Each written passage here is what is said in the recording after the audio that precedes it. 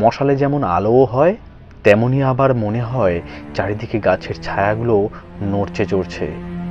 বঙ্কু পা চালিয়ে এগোতে লাগলো। হঠাৎ শুনল ছোট ছেলের কান্না। বঙ্কুর গায়ের রক্ত হিম হয়ে গেল। ও নিশ্চয়ই সত্যিকারের ছোট ছেলের কান্না নয়, অন্য কিছুতে ওকে ভোলাবার জন্য এই রকম শব্দ করছে। কোনো দিকে না তাকিয়ে আরো খানিকটা এগিয়ে গেল বঙ্কু। ছোট ছেলেটার কান্না থামলো না, মাঝে মাঝে চেঁচিয়ে ওঠে, আবার ফোঁপাতে থাকে। নমস্কার বন্ধু, রাজিস এন্টারটেনমেন্টে আজকে আপনাকে শোনাবো আমাদের চ্যানেলে প্রথম প্রখ্যাত শিশু সাহিত্যিক লীলা মজুমদারের সব ভুতুড়ে গল্প গ্রন্থের একটা ভুতুড়ে গল্প। গল্প পাঠ ভালো অবশ্যই লাগবে, আর যদি লীলা মজুমদারের আরও গল্প শুনতে চান তবে কমেন্টে জানান। আজ তবে শুরু করছি লীলা মজুমদারের ভুতুড়ে গল্প ভয়। ছাপাখানাটি খুব ছোট হলেও সারাদিন সেখানে কাজ হতো। ছুটি হতে হতে সেই সন্ধে হয়ে যেত।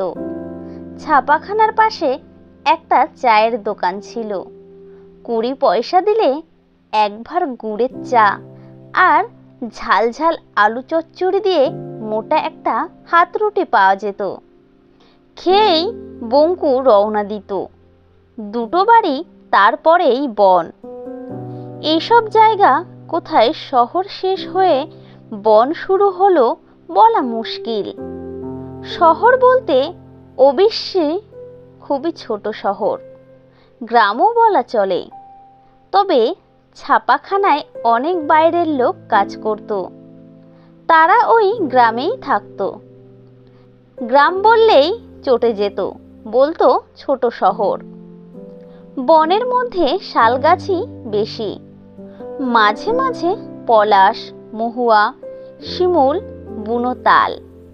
দিনের বেলায় চমৎকার, সন্ধে হলেই মুশকিল। ছায়া ছায়া অদ্ভুত সব শব্দ। গুরু শিষ্য পেঁচা ডাকে। বনের নাম ঘনার বাদা। এককালে এখানেই কুখ্যাত ঘনা ডাকাতের আস্তানা ছিল। সে প্রায় 100 বছর আগে। তখন কি দিনে কি রাতে কেউ পারলে এ বনের ধারে কাছে আসতো না। রাতে এখনো আসে না। দিনে মধু আর আঠা নিতে এলেও রাতে আসে না। ঘনা নাকি এখনো ডাকাতি ছাড়েনি। অনেকে নাকি দূর থেকে তাকে দেখে অমনি চোচো দৌড় দেয়। বঙ্কুর নাইট স্কুলটা বনের ওপারে। লেখাপড়া শিখতে হলে কষ্ট করতে হয়। বাবার ডান পা কাটা গেছে, পেনশন যা পায় তাতে ওদের চলে না। তাই বঙ্কুকে ওদের হাই স্কুল ছেড়ে এই নাইট স্কুলে পড়তে যেতে হয়। অন্যদিন সঙ্গে লখা থাকে। ওর বন্ধু লখাও ছাপাখানায় কাজ করে। দুজনে থাকলে ভয় লাগে না। ঘনা একা লোক খোঁজে। তখনও আলো ছিল, হয়তো 6টা বেজেছিল। শাল গাছের ছায়া লম্বা হয়ে পড়েছিল। পাখি ডাকছিল, ঝোপে ঝাড়ে খুসখুস খড়খড়। বঙ্কু আধ ঘন্টার মধ্যে বন পার হয়ে বনের বিভাগের অফিসের গায়ে লাগা নাইট স্কুলে পৌঁছে গেল। বঙ্কুর বয়স 14, আর 3 বছরে হায়ার সেকেন্ডারি পাশ করে ছাপাখানার কাজ শেখার স্কুলে ভর্তি হবে। পরীক্ষার জন্য তৈরি হবে। আবার রোজ 5 ঘন্টা কাজ করার জন্য মাইনেও পাবে। আরও 3 বছর পরে পাশ করে বেরোলেই সরকারি কাজ পেয়ে যাবে। বাবা মা সেই আশাতেই আছেন। ছোট বোন নটুও বলে, দাদা আমাকে বড় পুতুল কিনে দেবে। তাই মন দিয়ে পড়ে বঙ্কু। পড়তে পড়তে ভাবে, এরপর আবার বন পার হতে হবে একা। এক সময় ছুটি হয়ে গেল। তখন রাত 9টা।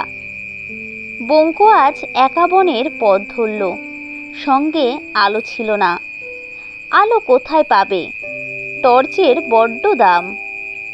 একটা বটগাছের কোটরে লখা কয়েকটা শুকনো বাঁশের আগা ছেড়ে শুকনো পাতা জড়িয়ে মশাল বানিয়ে লুকিয়ে রেখেছিল। বঙ্কু সেই একটা বের করে শহরের শেষ পান বেড়ির দোকান থেকে ধরিয়ে নিল। জগাদা বলল, একা যাচ্ছিস নাকি? আজ আবার অমাবস্যা, লখা কোথায়? লখার জ্বর। না হয় আমার এখানে চারটি খেয়ে শুয়ে রইলি, সকালে বাড়ি যাস। মা বাবা ভাববে জগাদা। মশাল ধরিয়ে বঙ্কু রওনা হলো। মশালে যেমন আলো হয় তেমনি আবার মনে হয় চারদিকে গাছের ছায়াগুলো নড়ছে চড়ছে। বঙ্কু পা চালিয়ে এগোতে লাগলো। হঠাৎ শুনল ছোট ছেলের কান্না। বঙ্কুর গায়ের রক্তহীন। ও নিশ্চয়ই সত্যিকারের ছোট ছেলের কান্না নয়, অন্য কিছুতে ওকে ভোলাবার জন্য ওই রকম শব্দ করছে। কোনো দিকে না তাকিয়ে আরো খানিকটা এগিয়ে গেল বঙ্কু। ছোট ছেলেটার কান্না থামল না, মাঝে মাঝে চেঁচিয়ে ওঠে, আবার ফোপাতে থাকে। নুটু আগে ওই রকম করে কাঁদত। বঙ্কু মশাল নিয়ে চারিদিক খুঁজতে লাগলো। জায়গাটা বড্ড ঘুপসি, তার মধ্যে বেদেরা খরগোশ ধরবার ফাঁদ পেতে রেখেছিল। কামড়ানো ফাঁদ। গোটা দুই খরগোশ পড়েছিল আর একটা ছোট ছেলে। কাঠুরেদের ছেলে কিনা কে জানে। এ জায়গা ভালো না, এখান থেকে চলে যাওয়াই ভালো। কিন্তু ছেলেটার মুখে আলো পড়তেই বঙ্কু দেখল তার চোখের কোণে জল জমেছে, ঠোঁট কাঁপছে, হয়তো বছর 3 বয়স। বঙ্কু তার পাশে হাঁটু গেড়ে বসে পড়ল। ফাঁদের কাটা কাটা দাগগুলো তার একটা পায়ে কামড়ে বসেছিল, সঙ্গে একটা সবুজ ডালেও কামড় পড়েছিল বলে পাটা কেটে পড়ে যায়নি। হঠাৎ কানের কাছে ফোঁস শব্দ শুনে দেখে কুচকুচে কালো একটা লোক, কপালে কাটার দাগ, লাল লাল চোখ, উঁচু উঁচু দাঁত, বিকট চেহারা। কিন্তু লোকটা নরম গলায় বলল, টেনে খুলো না বাবু, পা কাটা যাবে। দাঁতের ফাঁকে ওই পাথরটা গোঁজো। মশালটা পাথরে ঠেকা দিয়ে ছোট্ট একটা অসমান ঢিল নিয়ে আস্তে আস্তে ফাঁদে দাঁতের ফাঁকে গুজে দিতেই ফাঁদের হা বড় হলো। বঙ্কু ছেলের ঠ্যাংটা টেনে বের করে আনলো। ছেলেটা নেতিয়ে পড়ল। বঙ্কুর হাত পা ঠান্ডা। কালো বিকট লোকটা বলল, না না, কিছু হয়নি, ব্যথার চোটে অচৈতন্য হলো। ওই যে তোমার ডান হাতে ছোট ছোট পাতা দেখছো, ওই খানিকটা পাথরে ঘষে লাগিয়ে দাও, দেখতে দেখতে ঘা সেরে যাবে। তাই করলো বঙ্কু। লতা দিয়ে জড়িয়ে বেঁধে দিল। তারপর ছেলেটাকে কোলে করে উঠতেই লোকটা বলল, আমার পাটা কেউ বাঁচায়নি গো, আঙুলগুলো সব কাটা পড়েছিল। ওর পায়ের দিকে চেয়ে শিউরে উঠল বঙ্কু। ডান পায়ের একটাও আঙুল নেই। এমন সময় দূরে মশালের আলো দেখা গেল আর ডাক শোনা গেল, নাকু, হারে নাকু রে। সঙ্গে সঙ্গে বিকট চেহারার লোকটা কোথায় যে সরে পড়ল তার ঠিক নেই।